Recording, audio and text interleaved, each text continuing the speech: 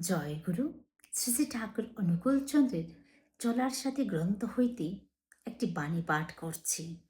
নীতি কাহাকেও বাধ্য করে না, সুনীতি বা সুনিয়ম কাহাকেও জবরদস্তি করিয়া নিজের অনুসরণ করাইতে চাহে না। কিন্তু যে মঙ্গল চায় সে যদি অনুসরণ করে, মঙ্গল তাহাকে নন্দিত করিবেই, সন্দেহ নাই।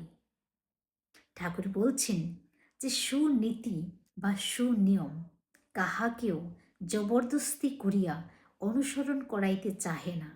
তাই তো বিধাতা আমাদেরকে রাস্তা দেখিয়েছেন যে এই রাস্তায় চললে, এইভাবে আমরা যদি নিজেকে চালিত করি তাহলে এই ফল হতে পারে, এবং যদি আমরা তার উল্টো দিকে চলি তার কর্মফল কি হতে পারে সবটাই কিন্তু আমাদের জানা।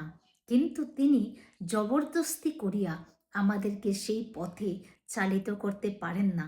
সেই যে স্বাধীনতাটুকু আমাদের কাছে উনি ছেড়ে দিয়েছেন, আমরা কিভাবে কোন দিকে নিজেকে চালিত করব, কোনটা মেনে চলব এবং কোন দিশায় নিজেকে নিয়ে যাব, সেটা সমস্তটাই কিন্তু আমার নিজের উপরে।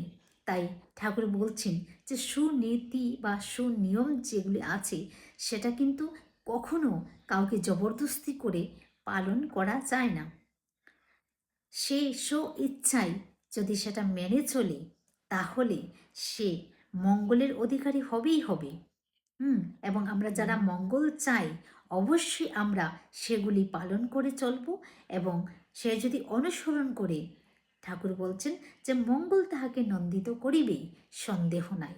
আর এবং যদি আমরা ঠিক তার উল্টো দিকে চলি তাহলে সেই বিপরীতমুখী ফল কিন্তু আমাদেরকেই ভোগ করতে হবে।